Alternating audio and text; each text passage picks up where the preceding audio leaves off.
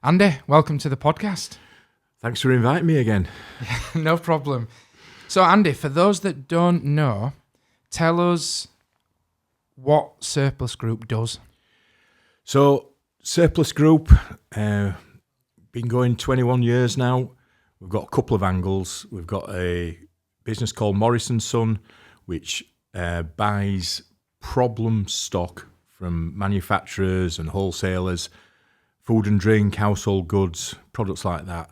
The problem tends to be short dates, best before dates, cancelled orders, changing packaging design, things like that. So we buy that stock and we sell it business to business to the high street value retailers, which these days tend to be people like Home Bargains, Bargain Madness, Farm Foods, Herons, all the way through to farm shops, corner shops, backstreet shops, still market traders we deal with as well. So we're taking somebody's problem and putting it into the market at value for money. We've also got another arm, which is Approved Food, which is 100% online, direct-to-consumer, internet business, selling similar products, but direct to the end consumer. So customers up in John O'Groats, all the way down to Land's End. We've got customers all over the country. That business has been going 15 years. And again, it's value for money products. We've 13,000 active products on the website, but that churns at the rate of about 150, 200 a day, with new products being added and old products dropping off. So it's quite an interesting business overall. Yeah, I imagine. And as we sit here in 2024, ESG, which I want to ask you about and your view on, is clearly the topic of the day. And a lot of people are talking about it. I saw the reference on your website as I was doing my research to ESG. Let me ask you first, before we go into the food sector, which I think it'd be very interesting to get your views. But ESG generally, how do you view it? I think as a country, as a world, we waste far too much of our resources, and we are going to leave behind for the next generations a planet that has been stripped of things that it shouldn't be stripped of, in raw materials and commodities and things like that. We waste, on the food side, we waste so much, not just the product, the end product, but all the resources that have gone into making that product, the packaging, the logistics, the electricity, the farms where they've taken the product out of the ground. We waste so much product that it's a huge problem. And sustainability, it's actually quite a large part of our business. And going back probably 15 years ago, I didn't actually realise that. We bought things cheap, we sold them cheap, but the sustainability side of what we do didn't really factor into the thought process. But as time went on, it became more and more obvious that we're actually providing quite a valuable service to our suppliers and customers by taking products that could end up in waste streams and making sure that they end up where they should be, which is in people's bellies. So the sustainability side, the environment side is a massive part now of what we do. Do you think, in a way, for the general public who go to the supermarket, do the shop, the family consumes the food, they scrape into the bin, whatever, we throw away whatever we do, we go back to the supermarket, buy another round of goods and repeat. I feel like what you do is almost working slightly in the dark to public perception. I don't know if the general public understand that there's so much wastage. Would we know that? You're exactly right. People don't understand how much waste there is. We work further up the supply chain, so we're working with all the major manufacturers in the UK, the big distributors, and we clear their problem stock. And a lot of the stock becomes a problem for stupid things like it's got the wrong name on the packaging. So I've got a bit of bee in my bonnet about this, to be quite honest, having seen the damage that the main supermarkets inflict really on the country, because they've got a vested interest in people not really understanding about best before dates. So with a best before date, it's just an indication of the quality of the product. There's no health issues or anything like that. So the product is perfectly good, well past its best before date in pretty much every instance. Tin goods, packet goods, bottles of water, things like that. But what the supermarkets don't really want you to know is that it is perfectly good. So they rely on you throwing that product away. It's out of date, throw it away and go and buy it again. So there's not an real push there to educate people on that side of things. And the other area we find with the supermarkets is the own label, the own branded products. If it's, name the names of Morrison's, or Tesco's, or Waitrose, Marks and Spencer's, if it's got their name on the product, then they don't want that product appearing in the general marketplace. They just want it in their stores. So there's a massive problem with own label products where they'll won't meet the forecast. They'll want a change in the packaging. They'll want a different Pantone colour on XYZ. They want a different price mark. They leave a lot of product with the manufacturer that they don't actually take.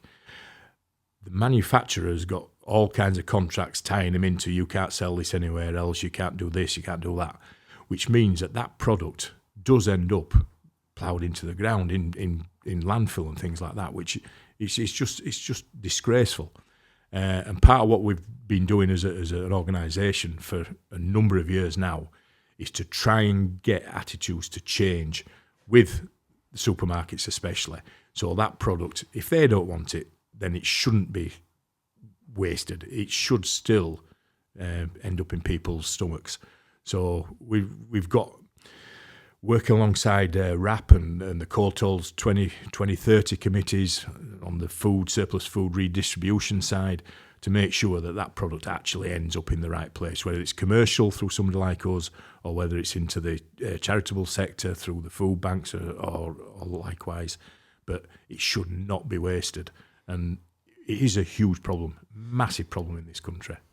So excuse my naivety, but let me have a go at doing an example just for people to understand, anyone who's listening. So say Morrison's make their own branded tin of beans. They order from the manufacturer, or they think they might need 1,000. They then later change their mind and they only need 600, or they don't now like the packaging of those 1,000. So they take 600, the 400 then get wasted. I know I've simplified that hugely. You've simplified. You've simplified it so far that if you times your 1,000 by 1,000,000, and huge numbers. So the ordering, truckloads, multiple truckloads, thousands, tens, millions of cans.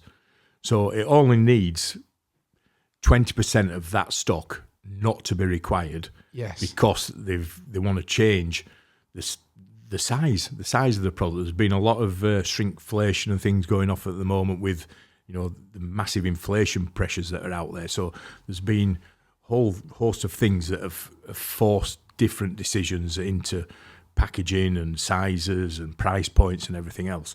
So yeah, they take that decision, but they pass the problem back to the manufacturer, and the manufacturer doesn't have many options to be able to recoup their costs that they've put into that product.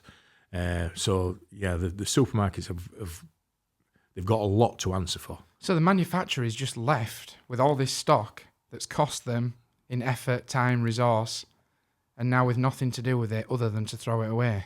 They are under so many contractual limitations that they haven't got many options.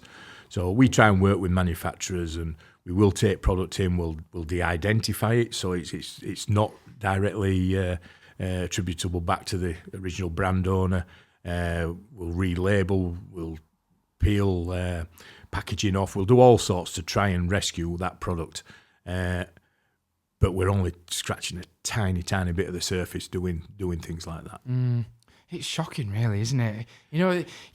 I feel like if you're in the general public and you haven't got knowledge of this area, you've never been in it, you don't understand it. Like I say, you just do your shop, go home, do your next shop. to learn how much we actually waste.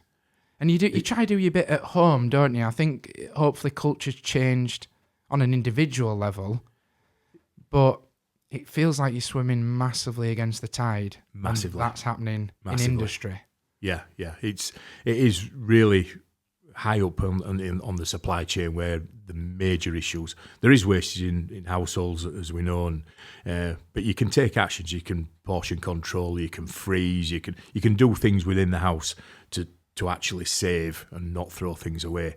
But further up the supply chain, the numbers multiply massively, and it is a huge problem. What's the size of the industry that you work in then, Andy, like Surplus Group? How many of you are there across the UK? Is it a big industry? It's a good question. I couldn't put a number on like the value or anything like that, but there's probably 6 or 7 similar organisations to us who are out there doing the same things, taking problem products on a commercial basis. But then you've also got obviously all the charitable side as well, so the Fair Shares and Trussell Trusts and Bread and Butter thing, all these kind of guys, they're working slightly different. Some of it's in the supply chain, but a lot of it is more towards the back doors of supermarkets. So it's products that are left at the end of the day that might be hitting the best before dates and even use by dates as well. So they're tidying up stock out of the back doors. Yes. Whereas we operate much further up the supply chain. Yeah. If I had to put a number on it, probably £500 million worth of stock a year is available in the marketplace to purchase, to be able to repurpose and make sure it doesn't end up as waste. Wow. And that's probably well on the low side. And just to give anyone who's listening some context, the business that you run and own, Andy, doing this, turns over £27 million? 25. 25? Yeah. 27 maybe next year. I'm sure it will be. So that just gives an idea of the size of the operation. I mean, we're sat in the boardroom, in your meeting room at your warehouse now, and it's massive. We've got 52,500 square foot, but it's a very tall warehouse, which helps. We can store probably 4,000 pallets in the place when it's full. Say 25 million sales, 85 staff, and all day long we're just buying product and making sure it's going into the right place. I've obviously, not obviously, but I've owned the business 21 years, and I've got a lot of staff that I feel responsible for. So making sure they can pay the mortgages and everything at the end of the month. So we do have to make money, and but we make money because we do things right rather than ripping people off. Yeah, it reminds me very much of the people, profit, planet, the 3 Ps that people talking about now, doesn't it? The three Ps bottom line of what you guys do. Just one more question on the supermarket point, and then we'll move on. If I go into my local supermarket, the Morrisons, there'll often be a little area, let's say, for people to put in food for food banks. Yeah. That give the impression that the supermarket is community driven, very thoughtful. It's allowing people to put food in there. I'm now sort of looking at it in a different way when you actually realise what goes on behind the scenes and how much the supermarkets are actually wasting. It feels very tokenistic. There's a lot of smoke and mirrors. There's a lot of smoke and mirrors involved in the big supermarkets. One of the things I do occasionally, I'm very active on LinkedIn, so I'll actually send connection requests to the sustainability directors of all the main supermarkets, because if they're serious about sustainability, they should know about us, and they should be talking to us. And I do it probably once every 6 months, and I never ever get a single one of them connecting.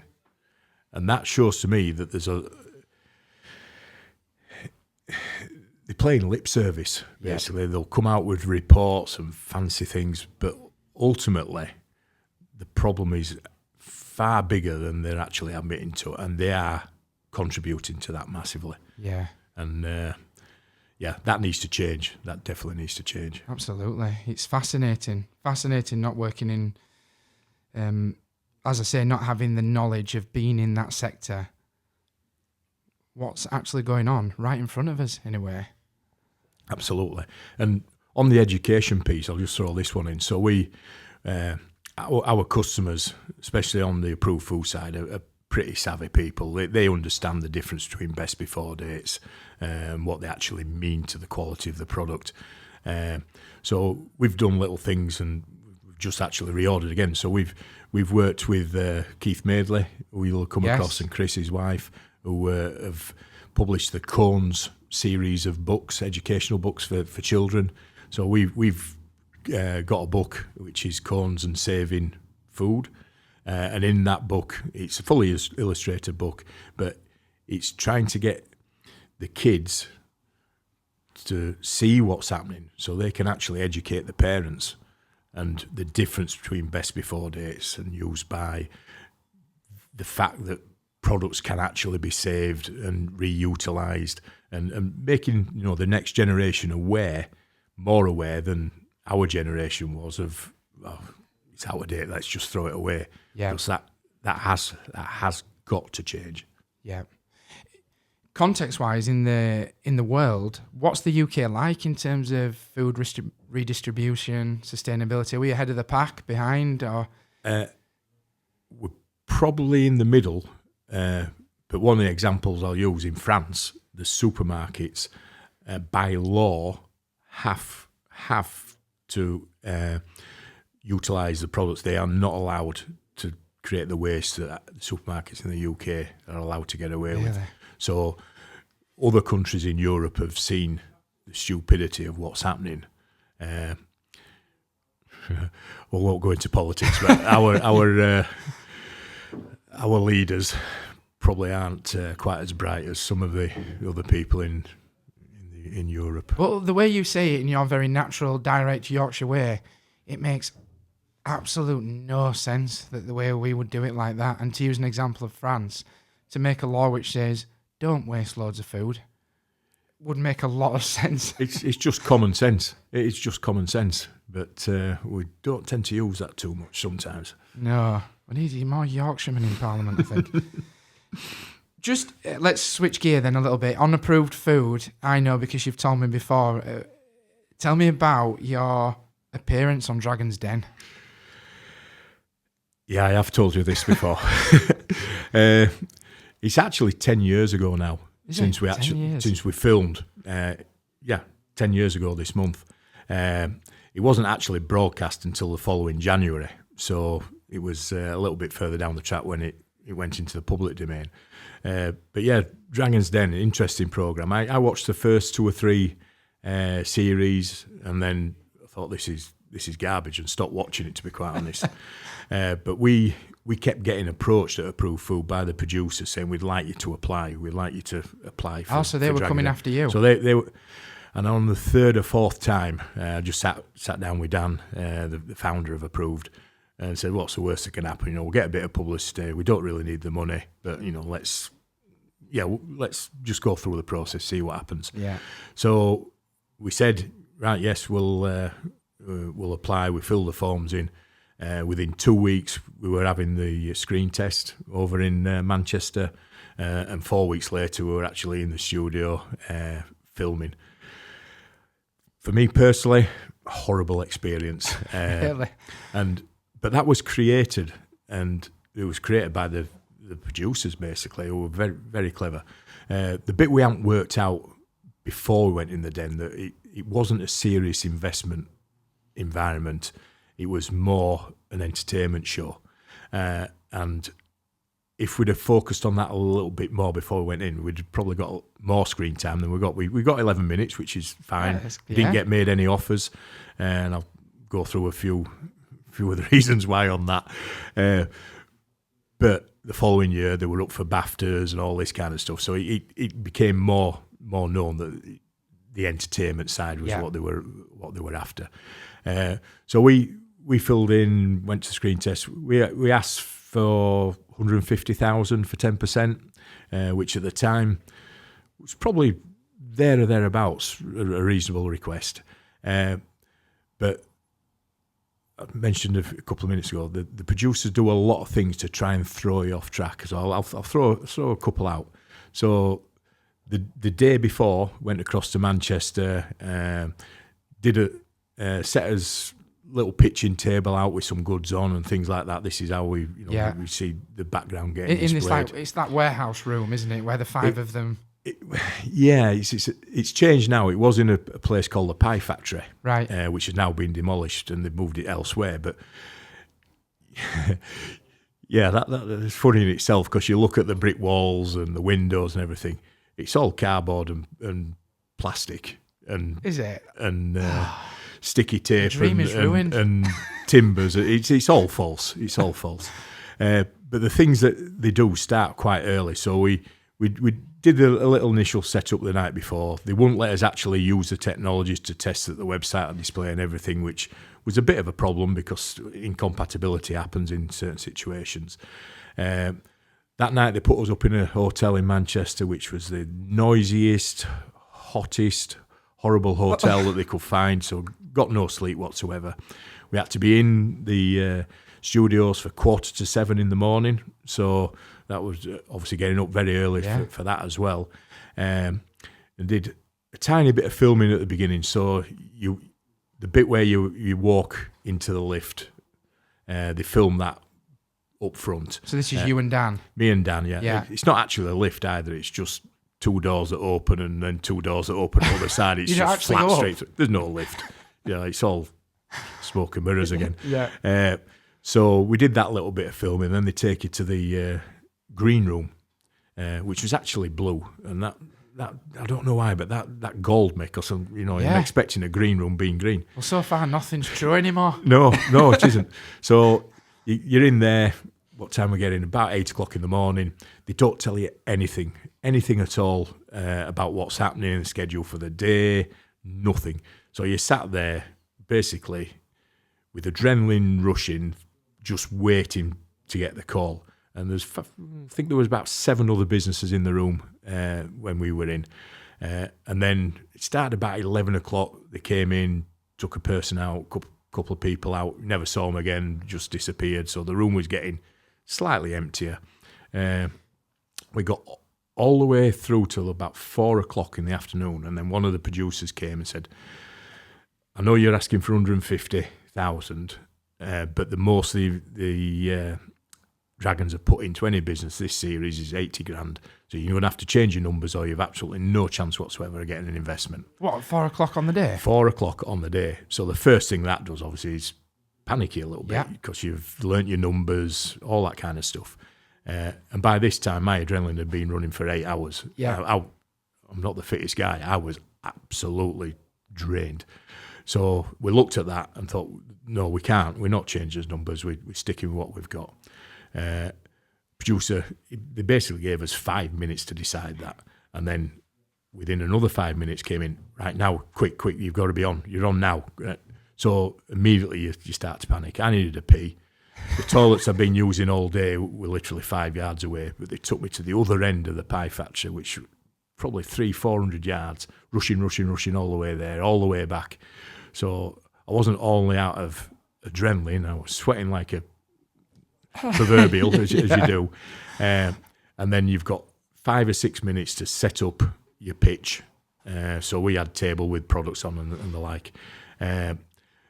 Take you out of the studio, stand outside for 2 or 3 minutes, and then the doors open and you walk in. Now, we'd tiny little things again, but things that are meant really to panic you. So we'd set the screens up in front of our little pitching table. We set 3 screens up, so we decided, right, I'll get that one, you get that one, I'll get that one, you're there, so we worked out the movements. You got your plan. So the doors open, lights, cameras, Dragons are sat there, red hot studio. And the first thing we noticed, they'd put an extra screen in front, so there were now 4 screens that we had to go and manoeuvre. So straight away, that had thrown us plan of what order we were going to do in and everything else. So I'll come back to the Dragons in a second that we had. So you've got basically a minute for your initial pitch.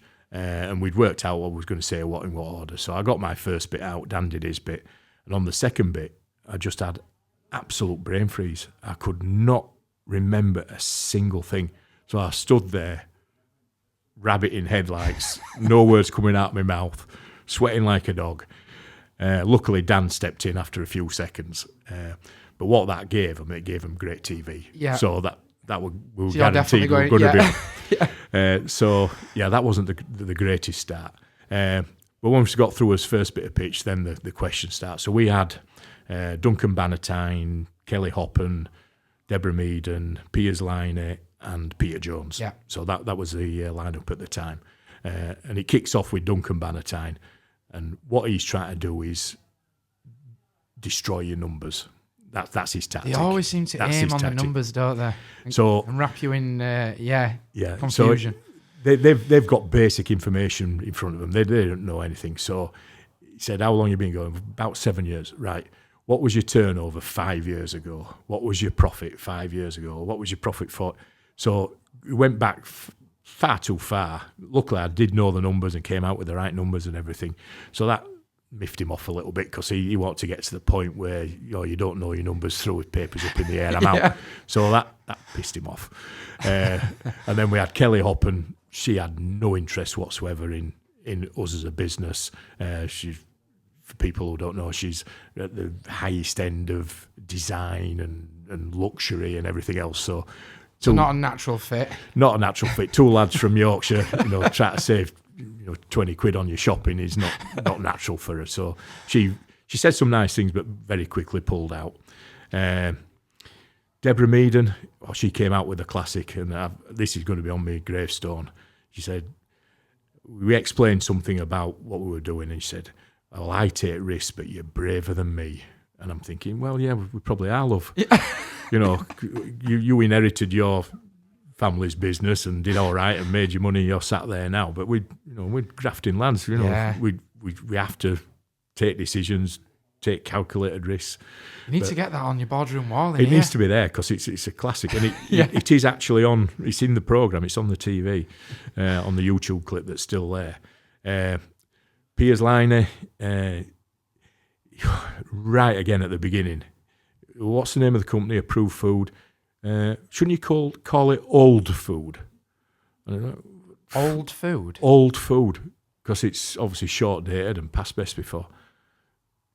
What's that to do with price of chips? Absolutely I know, ridiculous. it's a terrible idea. Ridiculous comments, and that actually carried on for. We were filmed for about 2 hours, and there were all kinds of stupid questions. Basically, some proper ones as well, but ultimately, we were stood in front of 5 multimillionaires who couldn't give a monkeys about saving a couple of quid on the shopping. Yeah. Peter Jones, he was good. He said some very nice things about us, but he said it's just a bit early. If it were further down the track, then I'd look to get involved. Obviously, by then it'd be too late. So they all pulled out. Can I ask, Andy, at that point, because you originally entered it on the basis that, let's do it, they're chasing us, but it'd be good for some publicity, nothing to lose.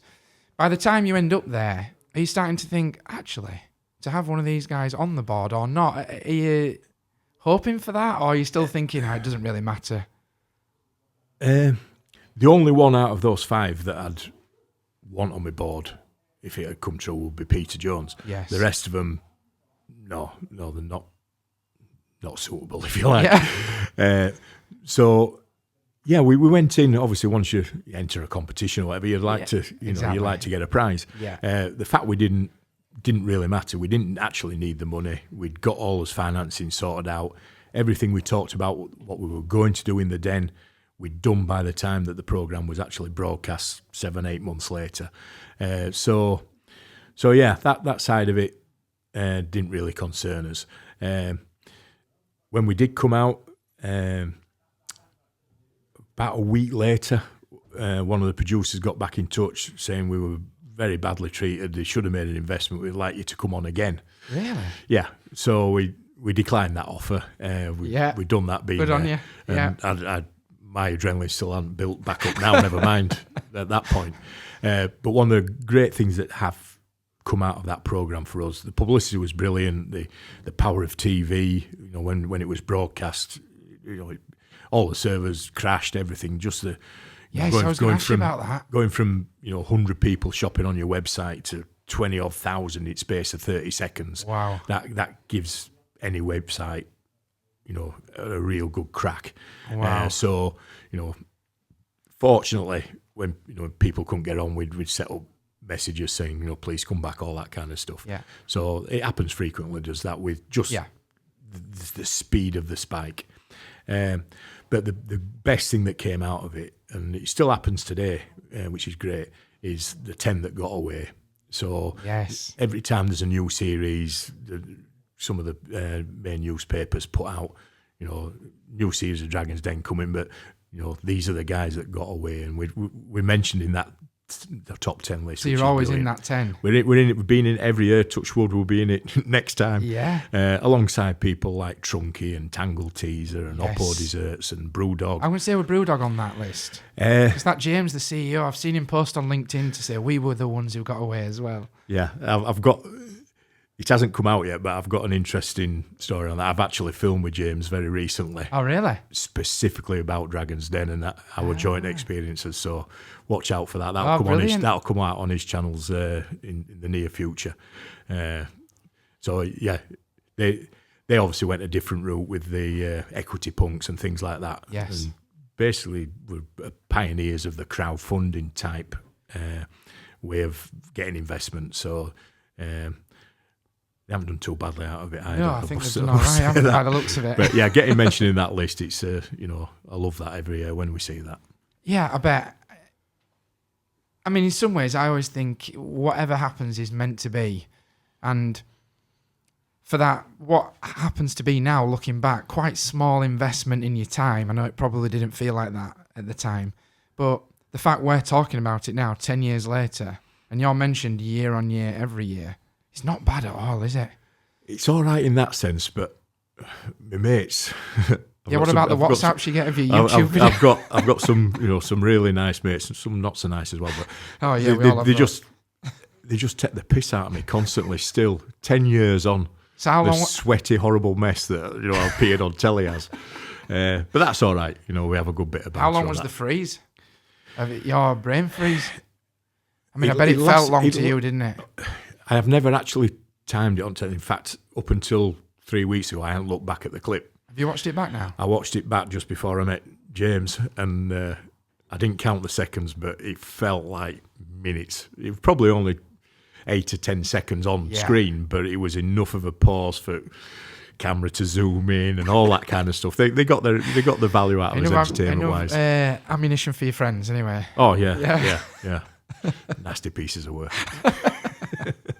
Oh, that's great. Well, look out for that with James then. That sounds very interesting. Yeah. And part of me feels like it's almost better to be... Well, you never know, do you? You get Peter Jones on your board and things change, but, I mean, the success you've achieved since.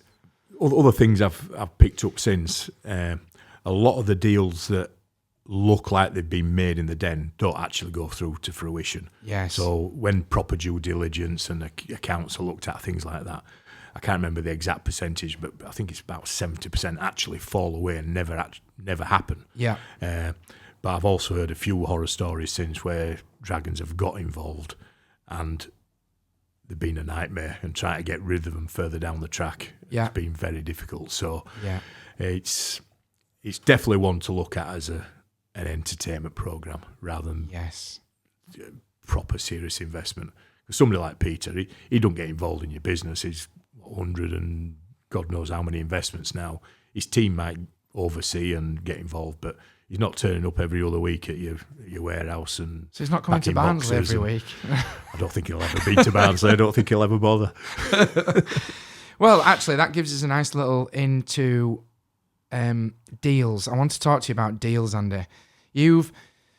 As you've grown Surplus Group, you've done a fair few acquisitions along the way. You've been involved in a fair few deals. You had some time doing deals, didn't you? Private equity, is it? Yeah, going back now, it'll be 1995 through to 2001. I was in I was involved in venture capital, private Venture equity. capital, yeah. I had 6 years in that arena. Learned a hell of a lot over that time.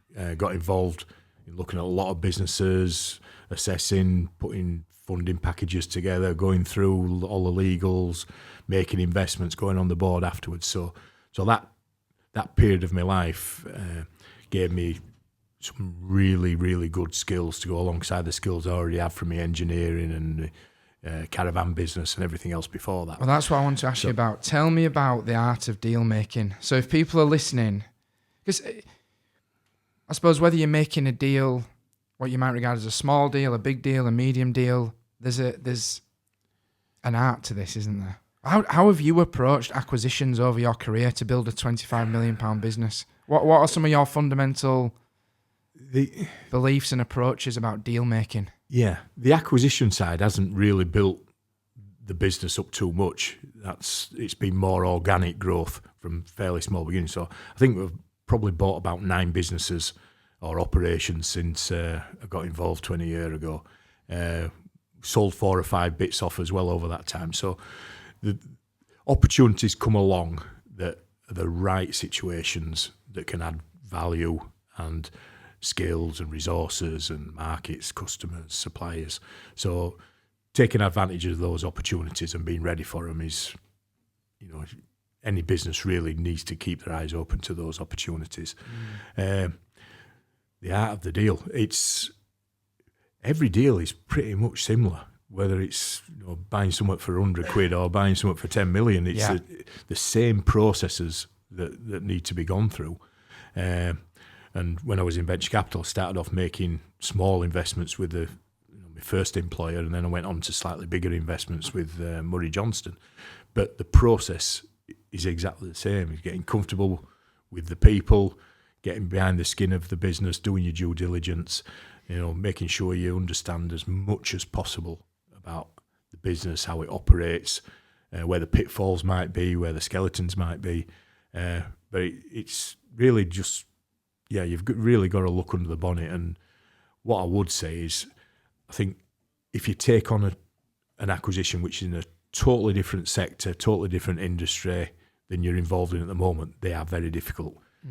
Looking within your own sector at what may add to what you've got, it's a lot easier because you understand things like the product margins, you understand the customer base, you understand the buying process and things like that. So, focusing in areas you actually know about, to me, that is very important. So you've had a strategy where you want to grow the business, clearly.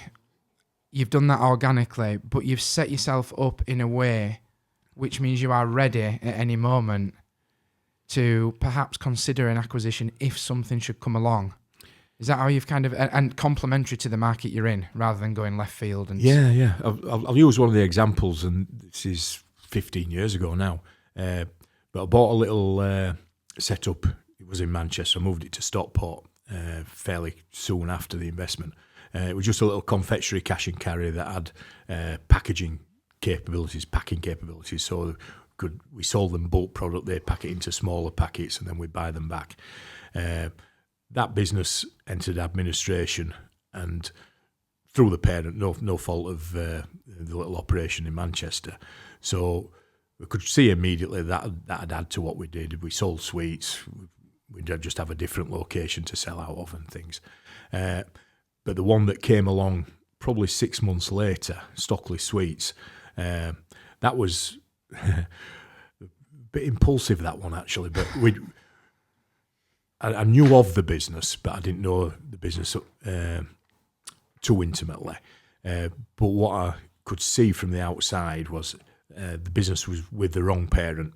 It was with a business called Mr. Lucky Bags of all things. And they'd taken quite a large bad debt when Woolworths went bust. Yeah. So they had 5 or 6 companies in the group, of which Stockley's was one.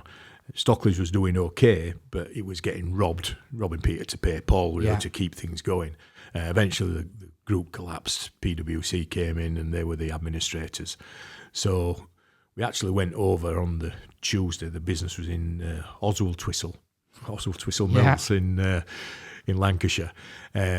I could see immediately it just needed an injection of working capital. So what you're seeing through your eyes at that point is a business that has a lot of potential. It's just not being managed It got properly. Fantastic history, been established 90 odd years when we bought it. Beautiful products. Everything was right, except it was in the wrong parent, and the parent had robbed out its resources, which meant that it couldn't actually operate properly. So straight away I could see a bit of working capital had oil the wheels, but also I could see that I could fill in any capacity order gaps as well, because we needed sweets for his own operations. So I could see how we could make sure that it ran a lot more efficiently by having a ready-made customer ourselves, in effect. So that one was impulsive. We looked at it on the Tuesday, and on the Friday we bought it. So 3 days. 3 days worth of due diligence. 3 days worth of... You don't really get chance for due diligence out of administration, and obviously PwC... they will give you absolutely no guarantees, warranties, anything. But I could just see it was the really, really good people, but had been put into a situation that was just not right for them. And I could see how to fix it very quickly. So obviously we bought it for a good price. Yeah. Because we did a quick deal.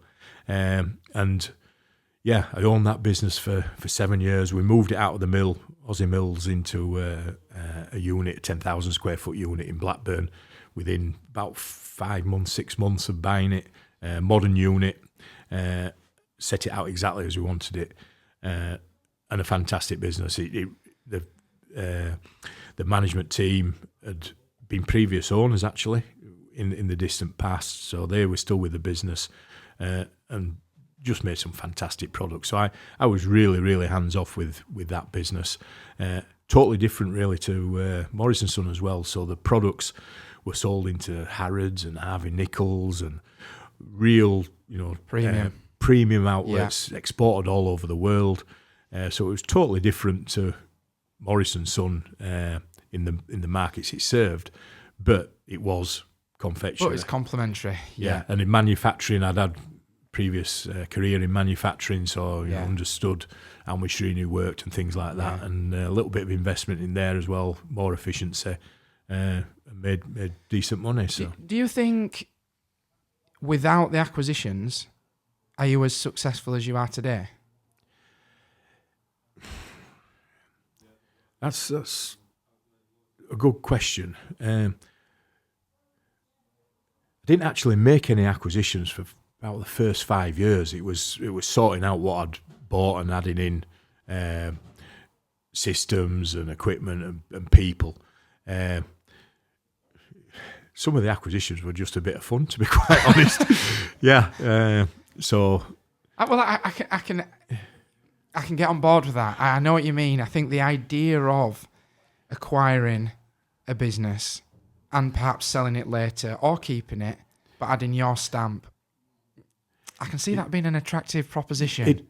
For me, getting bored's the wrong thing, but I was still young enough to want new challenges and things to have a go at, and Stockley's fell exactly into that kind of area. I learnt a lot, and being the guy who came along and bought the business out of administration, the staff were, they were brilliant, because they were looking down. We're going to be made redundant. We're not going to have jobs. So being, not what we could call a saviour, but coming along and making sure that situation didn't occur. So straight away the staff bought in, which was brilliant. I'd just go across the smells and things from a sweet factory are out of this world. You need to go into them. They're brilliant. As part of the acquisition, I actually became the owner of the biggest pear drop in the world. So Guinness Book of Records stuff there. So little tiny bits like that. How big is the pear drop? Oh, it's about 2 tons. 2 ton? Yeah. They've made it. Stockley's in the Aussie Mills. They had actually an old mill. They had a museum. Right. They had a museum. It was a tourist attraction. They had a museum. You could walk round. You could look through the windows, watching the guys making products and everything. And then you come out into into the shop. So it's like coming out of a tourist attraction and then buying the products. So it was quite a unique situation. Wow. Unfortunately, the landlord got a leaky roof and he wanted to charge me 100,000 quid to replace his roof, which I wasn't really wanting to do that. So that, accelerated the move away, to be quite honest. So we moved out of there. But with Stockley's, we've owned it 7 years, and Phil and Kath, who'd been running it over that time, they were looking at retiring, moving down south. They just had grandchildren. So I had a succession planning issue there, and got approached out of the blue, really, from a very successful businessman, Paul Simmons. He'd sold his confectionery businesses, he'd been locked out, and now the lockouts had expired. So he was looking for a cornerstone business to build another confectionery and snacking business. So that worked well. Worked very well both ways. So I had succession issues. I needed to move on. I wanted to try and simplify my business a little bit as well at that point. And he got a really good start point. And since then, they've gone on and grown through acquisition and organically, and are doing very, very well. So it worked out well both ways. What did you do with the 2-ton pear drop? I sold that as part of the deal. Did that have a value? Does it have a value? To be honest, after I think it was about 12 years, it was starting to show its age. and when you have to start varnishing a product to keep it stuck together, that's the time where it probably outlived its usefulness. Yeah, so it were a good sell. I want to ask you, Andy, you're an entrepreneur in residence at an organisation called Connect Yorkshire. Without, as my dad would say, pissing up your back, excuse my French, you're a well-known businessman in the area. You're trying to say I'm old? No, of course not. An entrepreneur in residence, you own a £25 million business, which you've been running. You've made 9 acquisitions, sold 4 businesses. I think for people who are earlier on in their career would look up to you and say, you've, in inverted commas, made it. Does it feel like that to you? No, I haven't made it. Not yet. Hopefully, sometime in the future, touch wood, that will occur. Well, what does made it mean for you? For me, at this stage, I think it's successfully exiting the business and turning the potential value that's there, and there is value there, there's no doubt about it, but taking some of that off the table and not having a capital event of some... Yeah, not having a lot of me potential personal wealth tied up in something that could turn shit tomorrow. Let's face it, there's events come along that can create those kind of situations. One of the things I do love doing, and I've done for a number of years, is mentoring, working with younger entrepreneurs who are going up the same learning curve that we've been up over the years. So, I've worked even people in the same industry as me. It's big enough for everybody. So I've shared a lot of thoughts and helped them on the way down tracks, trying to avoid situations that can trip you up. So I love the mentoring side. And Connect Yorkshire, I was a member of Connect Yorkshire for a number of years. Love going, listening to the talks from successful entrepreneurs, factory visits, all that kind of stuff. Brilliant. You never stop learning, never ever stop learning. But I had got to the point where probably needed to move on from that. Yeah. So wasn't a member for a couple of years, and then Nick Butler, he's very ill apparently at the moment, so best wishes out there for Nick. Yeah. He came down and saw me and persuaded me to become an entrepreneur in residence. So jumped at the chance. Since then, mentored 2 or 3 people, given a couple of talks, things like that. Brilliant. And love to do that going forward. Well, even more and more. I know personally, and you and I have worked together for some time. I think I put a post on LinkedIn maybe 9 months ago about having a little bit of a tough time in business, as you do. Have your moments where you think, why am I doing this?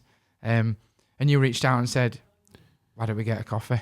Which was really nice of you to do so. And I did. I came down here, didn't we? And we went for something to eat. And it was you're very generous with your time to... to help. And other people have said this, but it's absolutely true. It can be very lonely being a chief executive of a business, and people on the outside, oh look, he's got a nice car, he's doing this, doing that, but underneath the bonnet, the stresses and strains and crap that you have to deal with pretty much on a daily basis. Nobody really realises that until they're in that kind of situation. And recently, obviously, we've had some events that I never thought would happen in my lifetime. COVID, what a period that was. But we never really got out of COVID before we started having problems in my business with things like drivers, costs of containers, logistics, all that kind of stuff. Very quickly followed by Putin's horrendous assault on Ukraine, which obviously created massive energy issues for everybody. Also, on the food supply side, Ukraine is the breadbasket of Europe, so getting grain out of the fields and things like that, very difficult. So that helped to create the food inflation generally, but food inflation has gone absolutely through the roof. The cost of living crisis that's come off the back of it, interest rates being used to try and dampen a problem that interest rates were just the wrong tool. It wasn't, they're very effective tool if things are overheating, people are spending too much and you need to dampen the economy, but totally the wrong tool when people just don't have money in the pockets. So interest rates going up, mortgages going up, all that's done is take more money out of people's pockets. So, all those situations you've had to face, I've had to face, a lot of the time not really knowing how to go about it. Yeah. So, just being able to have conversation over a coffee, share ideas, share thoughts, to me it's invaluable. And I said earlier, you never ever stop learning. Yeah. And every day you pick up something new that's useful. Yeah, I can totally relate to that. And I was sat in an event that we run at Haworth's called CPG, Culture, People and Growth, a couple of weeks ago. And the guy speaking was a guy called Graham Thompson, who is an ex-performance director at many different sports organisations. And he actually talked about leading through COVID and how hard it was and what a job it was for many people. And I honestly felt a little bit emotional, and it was probably because it's been some time since I even thought about that. You just get through it, find a way, but you don't have a reflection period because business never stops, so you continue, and just something about the way he said it at that moment just made me reflect and think, it was actually a really hard time. Like I say, you never expect to face that situation. Lockdown, people not working, venues, no travel. We as a food and drink business, we were an essential business, so we did keep going. Yeah. And obviously, things like orders over the internet for food and drink, they went through the roof. But you're operating at a period where, in the early stage especially, you've absolutely no idea what's going on and how to tackle certain situations. We have people, the operational staff, they had to be in to pick the orders. The drivers had to come in to drive the pallets to the shops to keep feeding people. So difficult. But not knowing if somebody came in, they got COVID, infect everybody, everything having to shut down, the financial side of it. It was a horrendous time, but we went through it. But we've never really had that time to reflect on it because of all the crap that's happened since. And we're still in it now. Yeah. We're absolutely still in it now. And I know, without sounding too, using the wrong word or cheesy, but the time to heal from that period has never really been there, has it? As a society as a whole, but as a business, as a leader, coming to terms with what we all got through. And I could sit and speak to you all day, Andy, but I know you're a busy man as well. So on top of all those difficulties, I just maybe want to end on Morris. Yeah. Who was your business partner for many years and who sadly passed 9 months ago. Yeah. he wasn't my business partner, but he was my right-hand man. Yes, so apologies. I think he was the second person I took on when I bought the business. So he'd been with me for 19 out of the 20 years. I sat within 5 yards of him for all that period. And unfortunately, I had a bit of a heart scare 12 months ago in the March, but got that sorted out, stents and everything. And he'd been off, he went to New York, a family wedding out there, no problem. Start of July, end of July is our year end. I started to see things, and it was just each day, because you see somebody each day, you don't really notice changes. But he was losing weight. He was a big guy, big brute of a man. But he was losing weight, and his skin tone was starting to change, and he's getting, there's something not right here. Obviously, he went off, he had tests, but we all thought it was something that you could just get through. Yeah. But unfortunately, end of July, we did the stock take on that weekend. He was in, he put the figures in, no problem, just like he'd done every other year. But a couple of days later, it was, shit, there's something not quite right here. And literally within 3 weeks, he passed away. And it was pancreatic cancer in the end. But it came on so rapidly. And to see your right-hand man deteriorate like that, it was a big shock, huge hole in the business. They're just not times that I've ever experienced before. And to make it a little bit worse, if it could be worse, when Morris passed away, he had the funeral within 2 weeks. He originally from New Zealand. A lot of his family came over from New Zealand, so it was quite a quick turnaround on that. Funeral service was one of the most emotional ones I've ever seen. It was out of this world. But we got to the wake. We were down at Sandal Rugby Club, and within half an hour of getting there, we got the news that Pauline, who'll be with me again, 19 years, she'd sadly passed away again from cancer. So it was like a double whammy. Total kick in the guts. And those kind of situations, you can't prepare for them. You don't think they're coming, but when they do, it's a real smack. And I've got to admit, it's taken a long while to actually recover from losing a friend, but also on the business side as well, because we've been there right from the kickoff. So how do we do this? How do we do that? Where's that? You don't know. Yeah. So fortunately, we have managed to find some good people to come into the roles going forward. But one of them times that you don't want in any business. No. As I said earlier, we've worked together for maybe 10 years and worked with Morris over that time, and he was a lovely, lovely man. Unbelievable. Such a nice guy. Just a lovely man. So yeah. I'm a little bit emotional actually just thinking about it now. So it's it just shows it's 9 months, but it's still there every day. Yeah.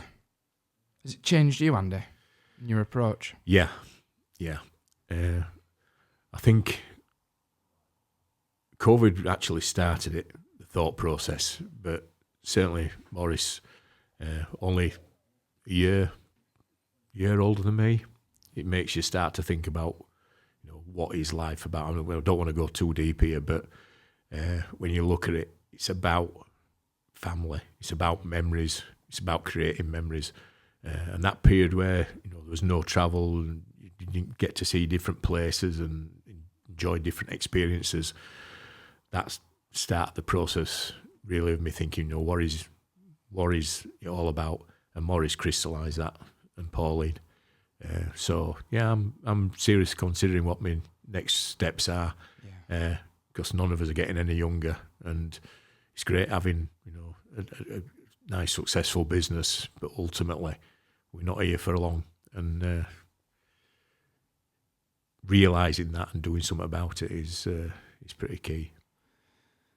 Well, I don't think we could end on a better message than that. We've just ended with me in tears. Thanks for that. Don't invite me again, will you? That was a lovely way to end it. Thank you, Andy, so much for your time, for your honesty, vulnerability, and for covering so much. I hope everyone's enjoyed listening to it.